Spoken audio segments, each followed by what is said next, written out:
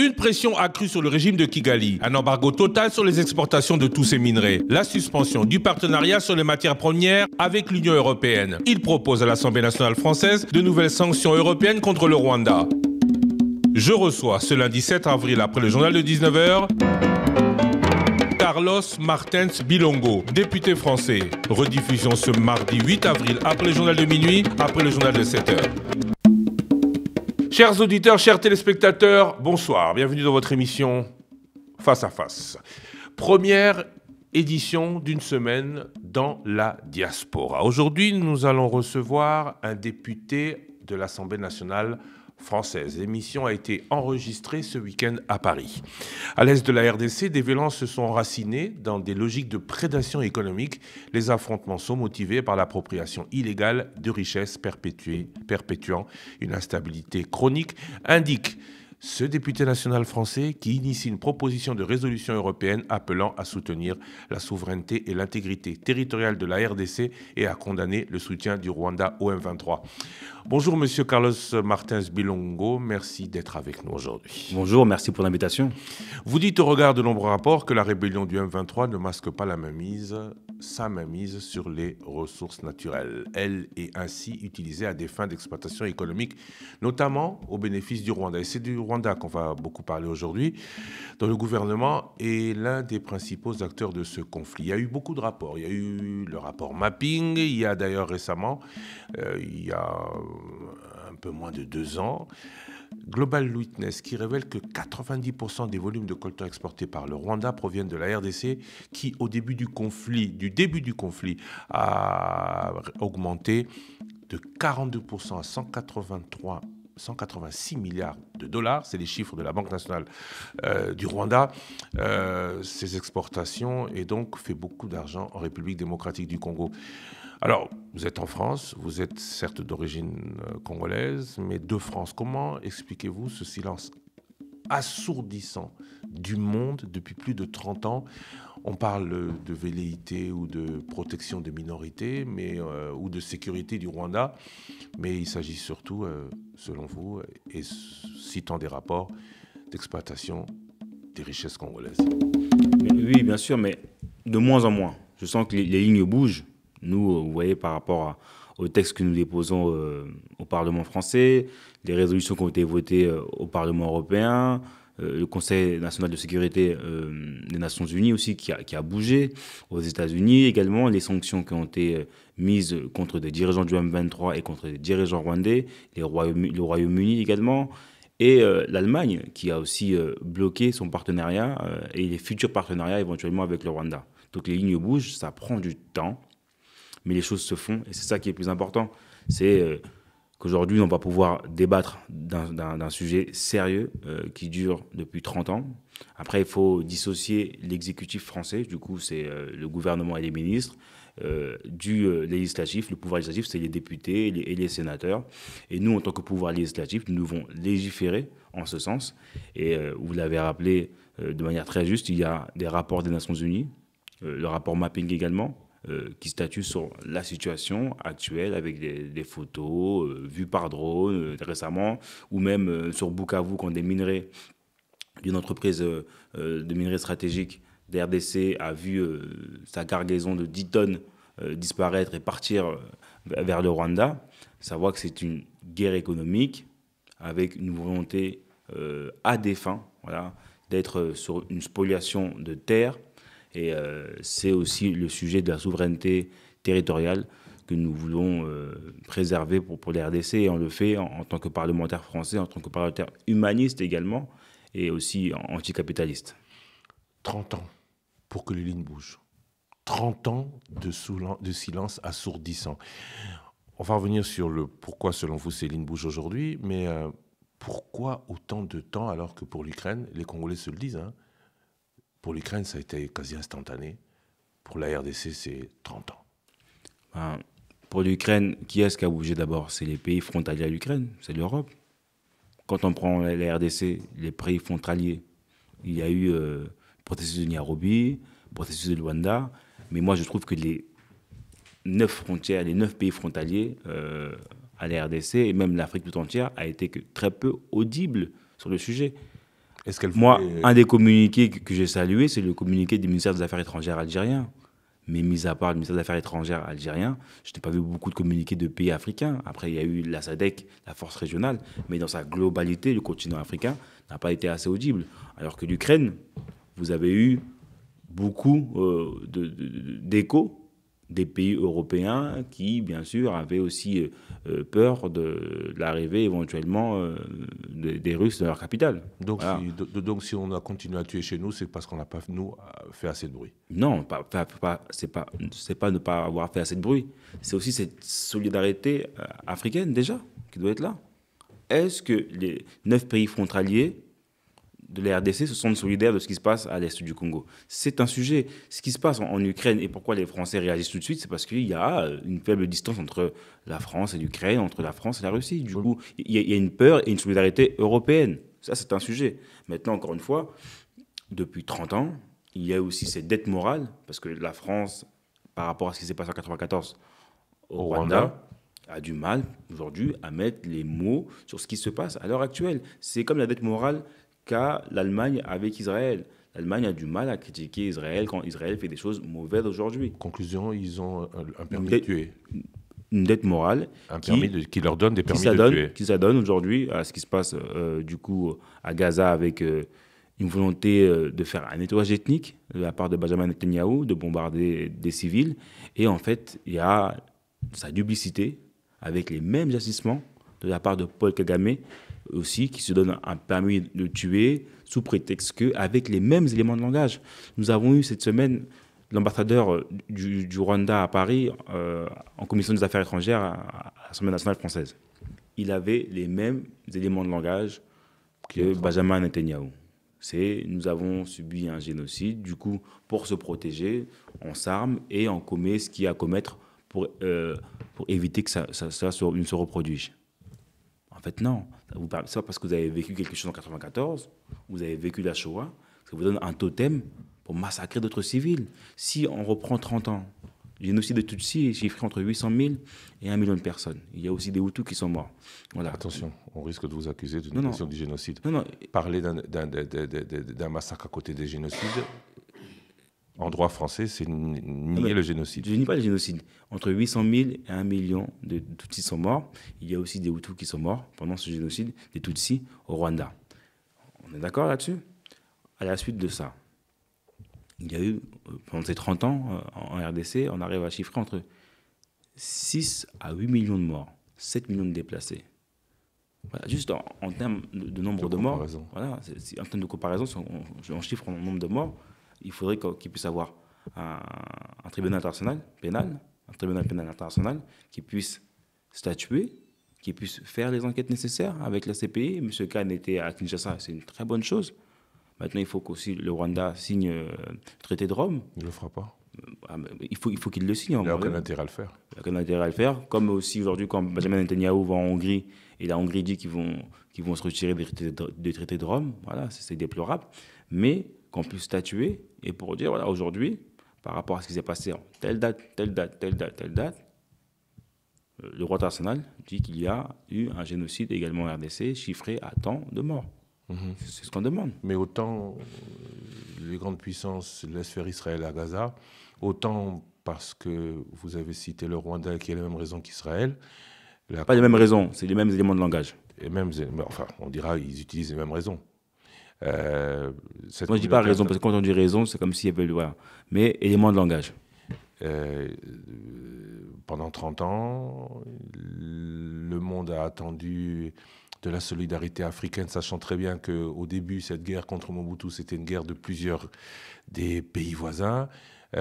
Donc, le monde peut laisser faire, peut fermer les yeux et s'attendre à ce que l'Afrique réagisse le jour où ça arrive à d'autres pays.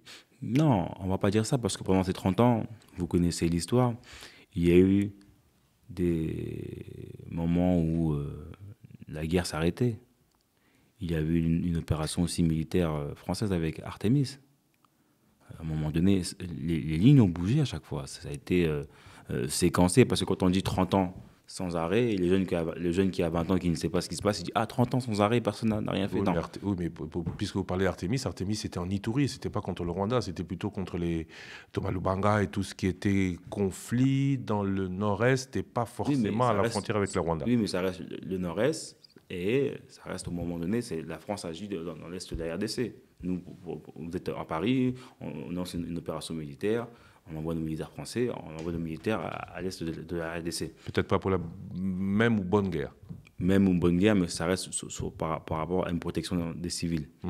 Et il y a aussi l'épisode 2012 où les États-Unis, sous Obama, si je ne me trompe pas, Obama, oui, avaient pu donner injonction au Rwanda de cesser son soutien aux milices armées et les choses s'étaient arrêtées. Mais que maintenant que Paul Kagame a gagné en puissance suite aux différents soutiens et du fait qu'il soit sous-traitant de beaucoup de pays occidentaux. Mais je trouve qu'il a beaucoup perdu, y compris la France pour l'instant, avec l'exécutif actuel. En France, il y aura bientôt des élections dans 2 ans. Et nous, en tant que législateurs au Parlement français, on porte une parole très forte. Et les lignes ont bougé. Moi, j'ai été élu en 2022. La ligne de la France et ses propos, vous êtes journaliste, vous pouvez le regarder. La ligne a bougé sur les discours. La France, au début, avait du mal à nommer Paul Kagame en tant que responsable. Quand Macron se déplace à Kinshasa en 2023, il ne dit pas que Kagame est responsable de ce qui se passe en RDC. Et aujourd'hui, vous avez des communiqués du Quai d'Orsay qui nomment Paul Kagame. Et c'est un travail qui a été fait par moi et mon groupe politique La France Insoumise avec Jean-Luc Mélenchon, de condamner et de nommer les choses. Et on y arrive et on va faire voter un texte le 7 mai à l'Assemblée nationale. Condamner, mais pas de sanctions pour le moment du côté de la France. Peut-être au niveau de l'Union européenne où elle n'a pas posé veto, oui, mais bon. Pour le moment, on n'a pas encore de sanctions au niveau de la France, mais ça va arriver. On a voté les sanctions au Conseil des Nations Unies, au Parlement européen, c'est passé. À la Commission européenne. C'est passé. Et en France aussi, on va y arriver. Et quand vous avez des articles de Off Investigation qui nomment des porte-paroles du M23 qui ont des entreprises en France et qui n'ont même pas honoré leur responsabilité fiscale de déposer les bilans, etc., ces personnes-là aussi vont subir des sanctions administratives en France, avec leurs entreprises qui vont fermer. Je pense à Laurence Kanyuka et à d'autres personnes du M23 ou dirigeants rwandais qui vont voir leurs biens gelés, leur entreprise fermée, et aussi il y aura des sanctions qui vont suivre contre l'État rwandais. Soutien et présence de l'armée rwandaise démontré, le carnage de Goma en janvier, plus de 7000 morts au total ces 2 derniers mois, avec des exécutions sommaires d'enfants âgés de 11 à 15 ans selon un autre rapport du Haut-Commissariat des Nations Unies aux droits de l'homme. Exécution sommaire d'enfants après l'entrée du M23 à Bukavu. Le Rwanda qui viole tous les traités internationaux de non-agression, de non-ingérence et les accords. En quoi une résolution européenne peut changer les choses ? Comme je vous l'ai dit, il y a énormément de dirigeants du M23 qui ont leur famille ici en France ou en Europe, dans différents pays. En Belgique, vous serez en Belgique bientôt, ils sont en Belgique, des familles, des entreprises. Toutes ces personnes-là doivent avoir leur compte gelé. Et vous allez voir que c'est une guerre économique. Quand ces personnes-là ont saisi leurs biens, quand on gèle leur compte, ça les fait réfléchir. Uniquement des responsables du M23 ? Là, on parlait du Rwanda. Et Rwandais aussi, parce que de toute façon, il y a entre le Rwanda et le M23, tout est comme ça, tout est lié. Ils sont main dans la main. Main dans la main. À un moment donné, quand le Rwanda est convoqué à Doha, ça peut être une convocation, et que vous voyez que les avancées s'arrêtent, vous voyez que c'est lié. Donc le M23 s'arrête au moment où le Rwanda est invité à Doha.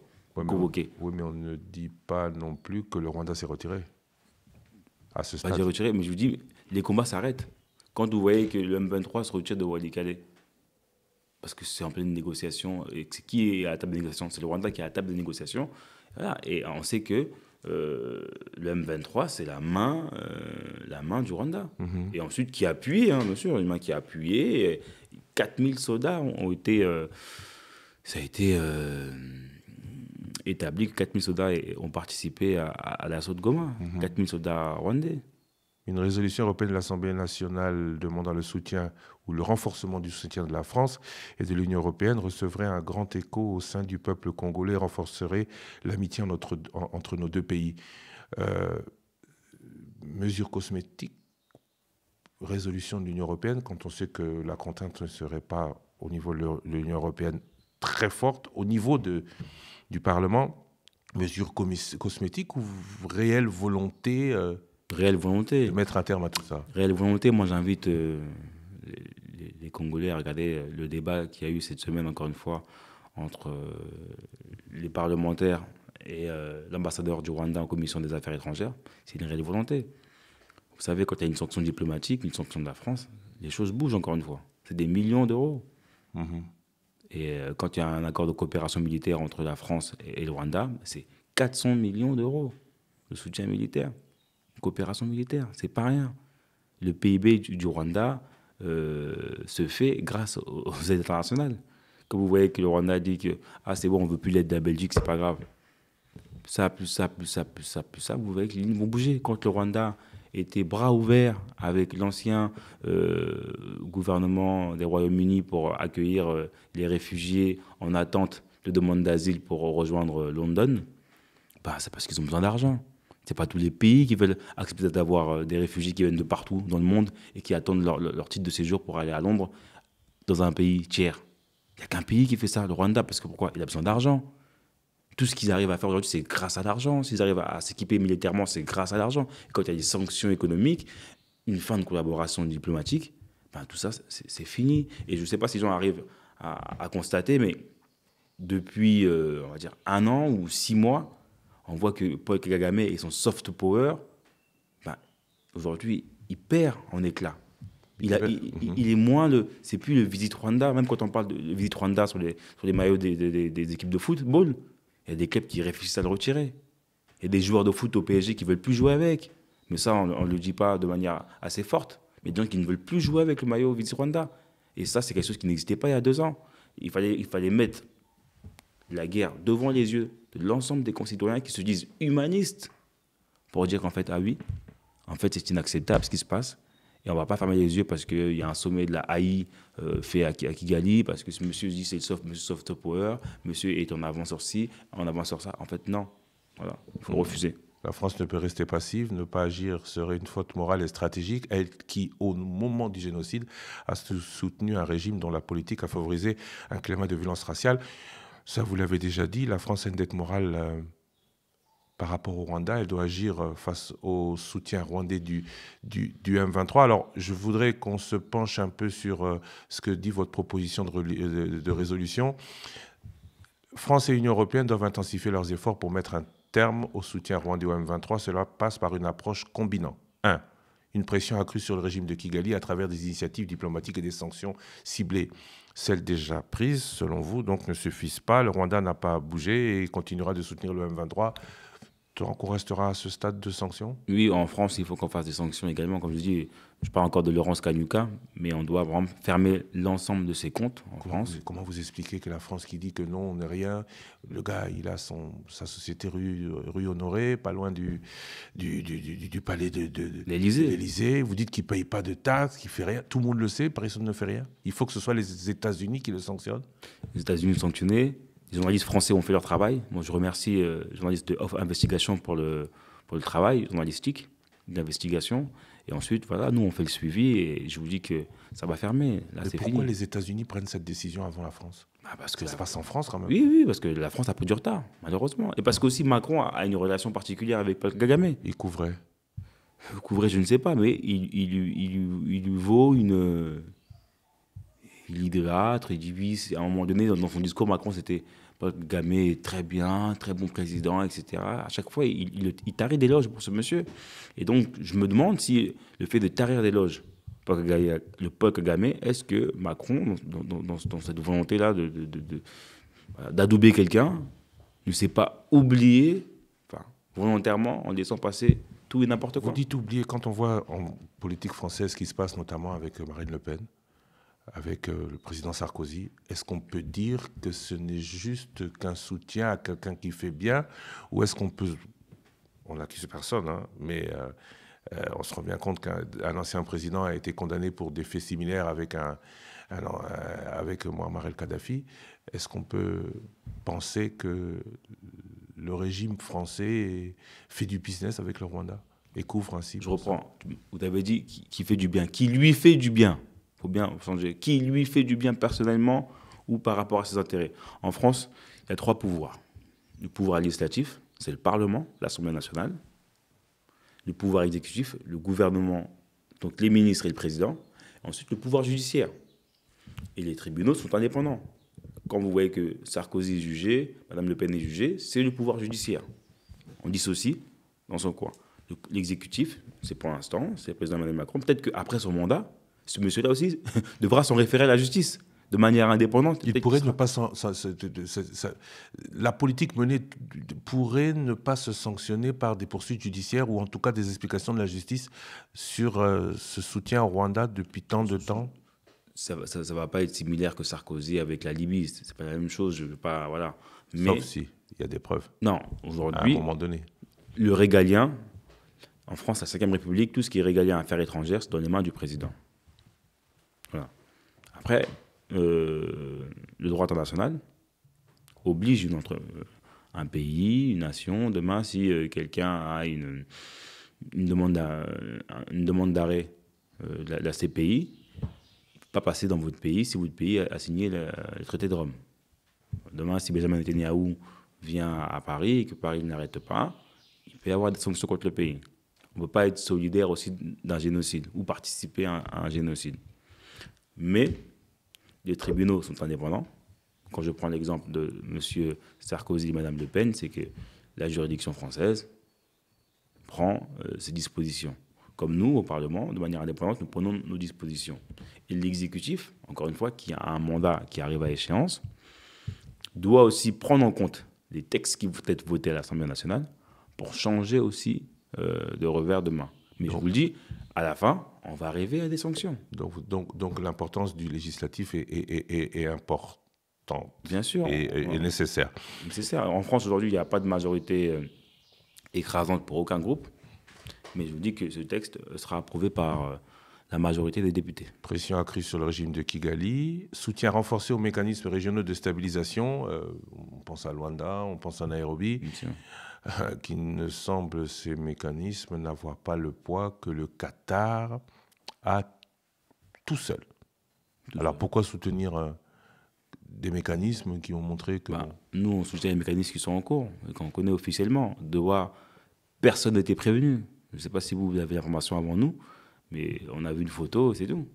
Mais nous, quand on rédige cette résolution, on fait avec les documents officiels. Mais puisque votre débat aura lieu pour défendre cette proposition le 7 mai, vous pourriez ajouter toute initiative vers la stabilisation où c'est du déjà sous le marbre, non, rien ne peut être changé. Toute initiative, parce qu'il va y avoir ensuite des amendements. Quand on débat à l'Assemblée nationale, on a les amendements qui arrivent quand on débat du texte.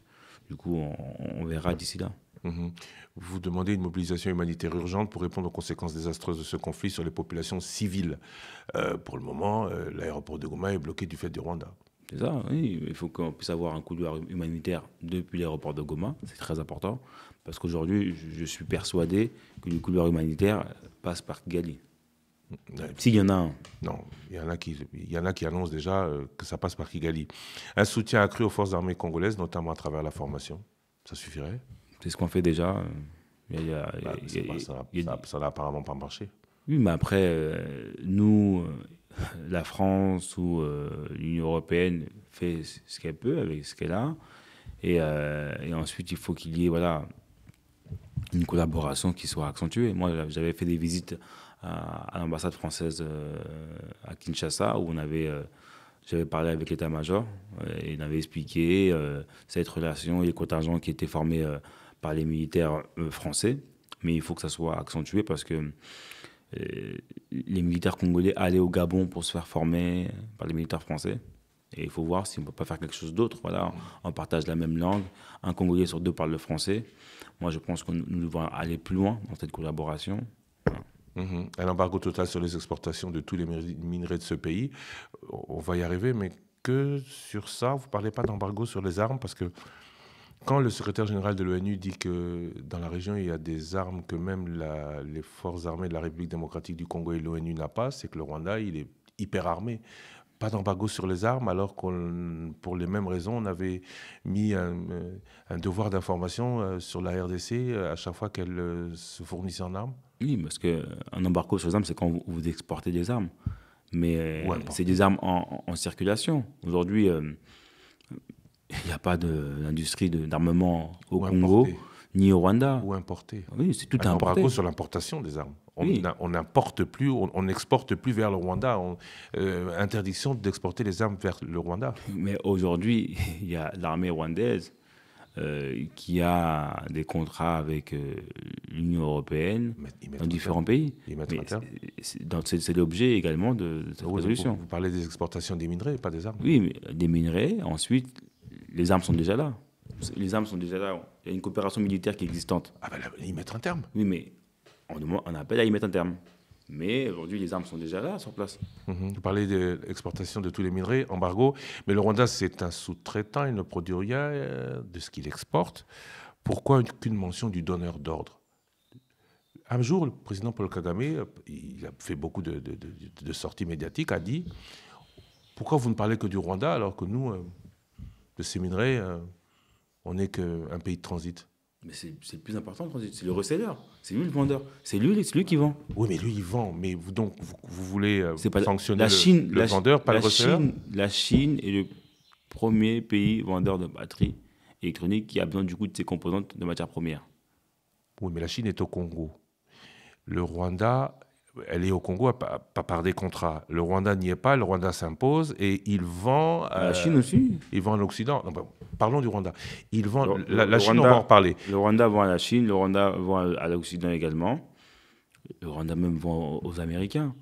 Oui, mais arrêtons.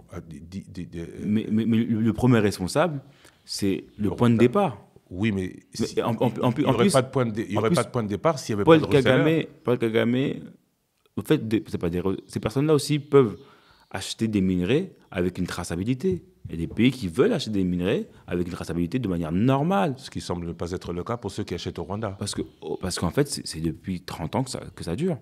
Mais à un moment donné, Paul Kagame, quand il dit « c'est pas moi le responsable », mais si, parce que lui, c'est des minerais de sang. Il passe par les armes pour acquérir ces minerais stratégiques-là. Donc, on va pas dire exactement. Et ensuite, quand c'est à la place du marché, les pays qui achètent ou les succursales, ils disent nous, on a juste acheté, on n'est pas au courant. On a un protocole de suivi des minerais. On nous dit que ça vient du Rwanda. Bon, on accepte, on ferme les yeux. La suspension du partenariat sur les matières premières que l'Union européenne et le Rwanda ont initié, le gel de l'aide budgétaire directe de l'Union européenne au Rwanda, ainsi que le gel de l'assistance militaire et l'interdiction de l'envoi d'armes aux forces rwandaises et au M23 par les pays membres. On y est. Voilà, on y est. Voilà. Qu'est-ce qui explique que cela ne soit pas déjà fait au regard de ce qui a déjà été démontré? Parce que l'armée du Rwanda est au Mozambique pour protéger les intérêts français total. Alors pourquoi ne pas insister en plus, puisque on parle en termes d'armée rwandaise de ce qu'est Wagner pour la Russie, sur la fin de la participation des troupes rwandaises aux missions de l'ONU, la fin du soutien des pays européens ou de l'utilisation par les pays européens de l'armée rwandaise. Ça fera l'objet des amendements pendant le débat du texte. Donc vous proposez un texte, mais vous espérez qu'on vous en donne encore plus? Non, nous-mêmes, pendant le débat du texte, on peut rajouter également des amendements. Ça, c'est une première base du texte. Et ensuite, débat s'ensuit. En politique française, vous êtes membre de la France Insoumise. Bien sûr. Parti dirigé par Jean-Luc Mélenchon. Vous êtes dans l'opposition, encore qu'il n'y ait pas de majorité à l'Assemblée. Certains vous accusent même d'être dans les extrêmes. Quelles sont les chances d'aboutissement de votre proposition? Elle va être adoptée, c'est sûr. Ensuite, voilà, aujourd'hui, accusé de quel extrême? Oui, mais bon, l'extrême, ça, c'est les Français qui disent. Non, mais quel Français? Parce que c'est important, quel Français? À la télé, quelle chaîne qui appartient à qui? Tout est une affaire d'appréciation, parce que le droit, qu'est-ce qu'il dit?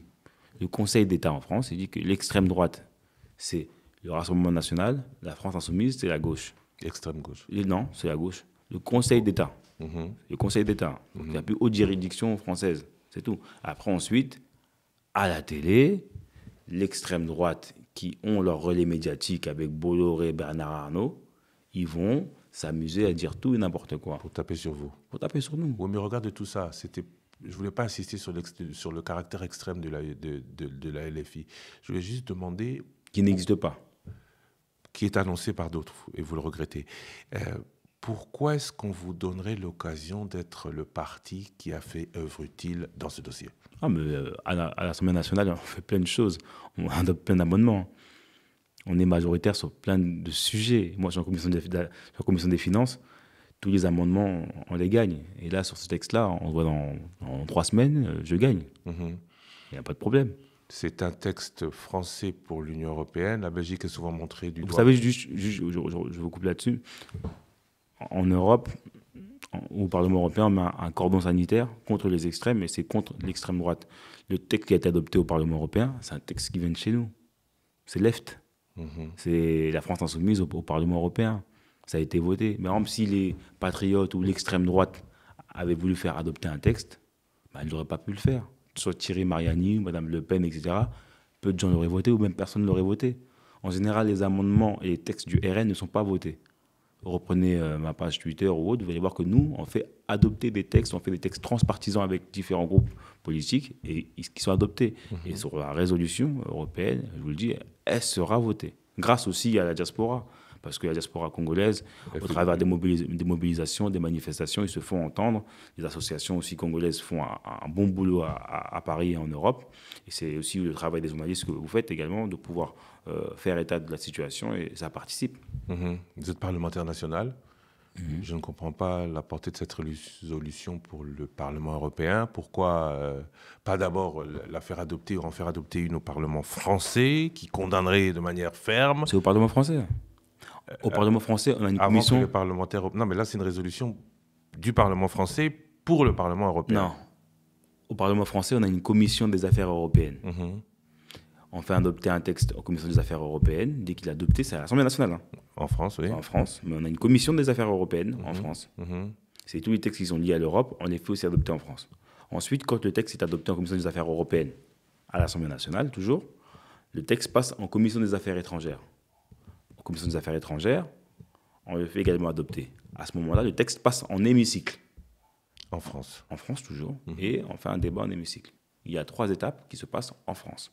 Et une fois que l'étape est finie en France, pourquoi un texte pour l'Assemblée européenne, pour le Parlement européen?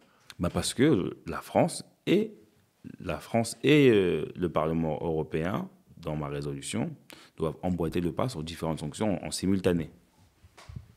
Et le fait qu'il soit voté par la seule France? Non, parce que le texte a déjà été adopté au Parlement européen. La résolution que je dépose, sa sœur ou son frère vient appuyer la résolution qui a déjà été adoptée au Parlement européen. On parle d'un dialogue entre Congolais. Il peut donc aussi y avoir une once de responsabilité nationale. Que prévoyez-vous pour ça? Après, voilà, moi, je ne fais pas d'ingérence. Ça reste un dialogue entre Congolais. Mais il faut faire très attention. Aujourd'hui, moi, je vois beaucoup de gens dans la diaspora qui vont aussi vers le M23. C'est des choses qui, pour moi, c'est très troublant. Avec le nombre de morts que cela a engendré, de voir des jeunes de la diaspora congolaise qui sont en Europe rejoindre le M23. Donc, je pense que le dialogue national est urgent. Qui doit même avoir un dialogue même national avec un dialogue même transnational avec les Congolais et les diaspora. Il faut aussi venir discuter avec eux pour éviter ces incompréhensions et que les gens partent dans tous les sens. C'est malheureux. Ça risque pas de freiner toutes vos ardeurs par rapport au M23 qui pourrait trouver accord avec le gouvernement congolais et donc se retrouver sanctionné? Un tribunal pénal international doit tabler sur ce qui s'est passé. Ouais, c'est le droit international. Moi, je suis un parlementaire. Je m'appuie sur le droit international. Peu importe s'il y a un accord, un arrangement, etc., ce n'est pas mon problème. Moi, je suis un parlementaire français. Je vois qu'il y a des exactions, qu'il y a des viols sur des femmes, des viols utilisés comme crimes de guerre, des massacres. Moi, je passe par le droit. Je fais voter des lois. C'est mon travail. Et je fais pareil quand c'est Gaza. Je fais pareil quand c'est en Ukraine. Je fais voter des lois. Ça, c'est mon travail. C'est le tribunal pénal international qui doit passer. Et ensuite, les sanctions devront tomber. Maintenant, si les personnes qui sont au M23 pensent qu'ils vont devenir un jour, ou à l'AFC, qui vont devenir un jour président d'un pays, ben, ils verront toutes leurs relations gelées. Ils ne pourront même pas se déplacer. Et quand ils viendront dans mon pays, ils se feront arrêter. Et leurs familles aussi seront arrêtées. Voilà, je le dis comme ça, c'est clair. Ceux qui sont au M23 ou sous les dirigeants rwandais qui pensent qu'ils vont continuer à faire la fiesta, c'est terminé. Nous sommes une nouvelle génération d'acteurs politiques. Il y aura des élections présidentielles dans 2 ans. C'est terminé. La fête est finie. D'origine congolaise, vous dites que vous êtes député, vous nous rappelez, c'est vrai. Vous êtes parlementaire français, vous êtes d'origine congolaise. Pourquoi avoir mis autant de temps avant de prendre une telle initiative? Non, moi parlementaire. De résolution. Non, je ne parle pas. Vous dites que le moment aujourd'hui se prête. Ma première résolution émane de 2023. J'ai été élu en 2022. Tout de suite. 6 mois après mon élection, j'avais déposé un texte. En 2023. Ensuite, il y a eu la dissolution en France. J'ai été réélu au premier tour. Je remercie mes électeurs qui ont voté pour moi. J'ai été réélu au premier tour. Et dès que j'ai été réélu, encore une fois, un nouveau texte. Et encore une fois, je ne fais pas que ça. J'ai plein de travaux parlementaires. Mais je fais aussi des actions qui me touchent. Parce que moi aussi, je suis un militant humanitaire. Je suis souvent à Goma. Donc, quand je vois ce genre d'action qui se passe là-bas, je ne peux pas rester de marbre et ne rien faire. L'offensive rwandaise ressemble à une tentative impérialiste visant à éliminer l'influence chinoise et à reprendre le contrôle des ressources de la RDC. Ça, c'est ce que j'ai entendu dans la diaspora que vous avez cité, qui manifeste beaucoup. N'avez-vous pas peur de ne plus être en phase avec les intérêts de votre pays, la France, par vos sorties et prises de position actuelles? Non, pas du tout. Il n'y a aucun sujet là-dessus. Moi, encore une fois, je table. Moi, ma boussole, c'est le droit international. Je ne suis pas lié à des intérêts économiques. Déjà, mon mouvement politique est anticapitaliste. Je suis contre la prédation des ressources. Je suis pour une transition écologique saine, pas une transition écologique qui fait couler du sang, ou une transition écologique qui fait que des enfants de 12 ans sont à travailler dans des mines. Non, je suis contre cette transition écologique-là. Ça n'a pas de sens, en fait, d'avoir un téléphone ou une trottinette électrique ou un véhicule électrique si derrière, à 6000 km, les gens perdent la vie. Ça n'a pas de sens. Du coup, moi, je suis pour même une décroissance, s'il faut le faire, il n'y a pas de problème. On peut moins consommer, mais ne pas être arc-bouté sur une transition qui fait perdre des vies. Et du coup, ça, c'est ma boussole. J'étais co-rapporteur de la COP27, COP28 sur les questions écologiques. C'est ma première boussole, ça. La situation des vies humaines. Et si économiquement, on doit perdre des choses, ça ne me pose aucun problème. Mais je vous le dis, la France est un pays en crise avec 10 millions de pauvres. Les Français qui sont à l'aide alimentaire, ce n'est pas grâce aux minerais stratégiques de la RDC. Entre tout ça, il va y avoir un grand groupe du CAC 40 qui va faire des bénéfices et qui ne vont pas être redistribués à la population. Du coup, la France, dans sa globalité, elle est solidaire de ce qui se passe en RDC, mais peut-être qu'il y a une petite minorité de personnes qui ont des intérêts économiques qui, pour eux, ils veulent conserver leurs privilèges. Et nous, on est contre ces privilèges-là. C'est pour ça que la France aussi a aboli la monarchie et les privilèges à l'époque. Et en fait, il y a encore une oligarchie française qui, elle, se fout de ce qui se passe à 6000 km et veut faire des intérêts économiques.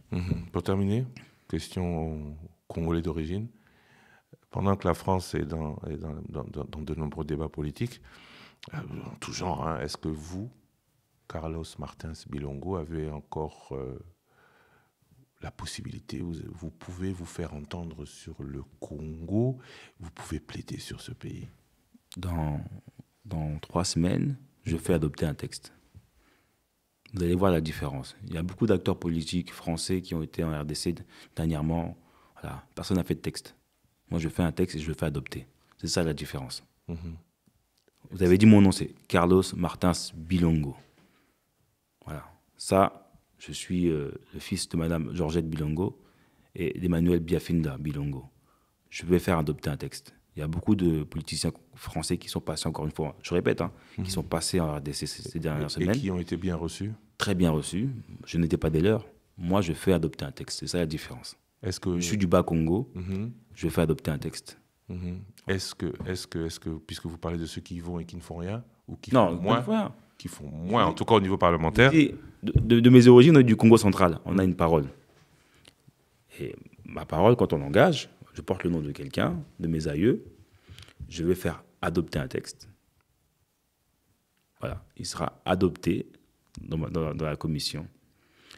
Et ensuite, il va emboîter le pas sur différentes actions qui vont être menées. Encore une fois, voilà, c'est de mon ressort, mais c'est aussi voilà, une émanation de l'ensemble d'une communauté, de la diaspora, les militants associatifs, des juristes, des avocats, la diaspora congolaise qui ont fait des actions. C'est ça la différence. Et oui, je suis largement audible, encore une fois. Et moi, mon électorat aussi, dans ma circonscription, encore une fois, je suis élu au premier tour. Pour faire un parallèle avec les Congolais, ma circonscription, c'est un peu comme Tchangou. Il y a beaucoup de monde, j'ai été élu. Et même mes électeurs aujourd'hui, par mes travaux parlementaires sur les RDC, je leur fais découvrir ce qui se passe au Congo. Et ils sont, voilà, c'est des humanistes aussi. Ça se passe bien? Ça se passe très bien. Vous avez parlé de ceux qui vont au Congo qui font moins ou pas autant? J'ai pas dit ça. Pas autant de bruit. J'ai juste dit que j'en ai vu certains passer. Pas autant de bruit. Mais ils sont reçus là-bas. Quelles sont vos relations?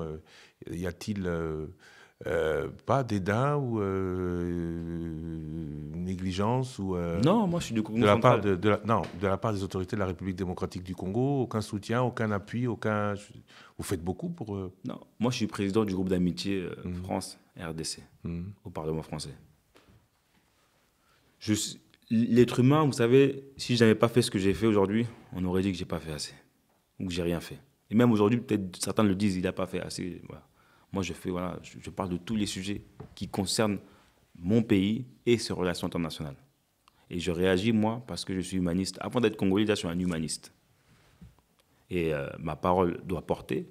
Et j'ai aussi mon ambition politique. Et moi, je veux qu'on se rappelle de moi pour les travaux que j'ai faits.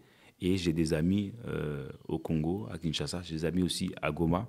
Et je ne peux pas laisser une telle situation perdurer. Moi, j'ai 30 ans. Ça a duré depuis 30 ans. Dans 30 ans, je ne veux pas qu'on parle encore de ce sujet-là. Ça, c'est ma mission, que dans 30 ans, on n'en parle plus. Que ce soit arrêté, terminé. Et même dans moins de 30 ans.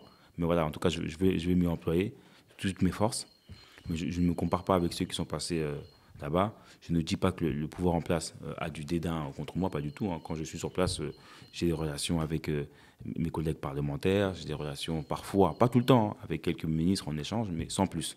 Et peut-être que c'est mieux comme ça au moins, je peux, moi, avoir un point de vue clair, non partisan, parce que ça aussi, il faut rester objectif. Donc moi, à chaque fois, quand je monte sur un sujet de la RDC, je prends des rapports des Nations Unies. Je regarde le droit international. Je ne regarde pas les ministres, non. Voilà. Parce que les ministres peuvent changer. Mais le civil congolais, moi, c'est celui que je regarde. C'est les civils congolais. Moi, je suis très attaché aux civils, aux personnes qui meurent, aux personnes qui sont déplacées. 7 millions de déplacés en 2024, c'est un record au niveau des Nations Unies. Moi, je travaille beaucoup avec l'UNICEF, la protection des enfants. C'est inacceptable. Donc, c'est sur ça que je m'appuie, sur les civils, le droit international comme boussole. Je discute avec les parlementaires qui sont mes collègues. Et parfois, quand j'ai des informations à avoir, je peux avoir à échanger avec des ministres, mais voilà, de manière non partisane, pour rester objectif. Mais après, voilà, quand je suis sur Congo, si je suis reçu, c'est normal et c'est aussi une bonne chose.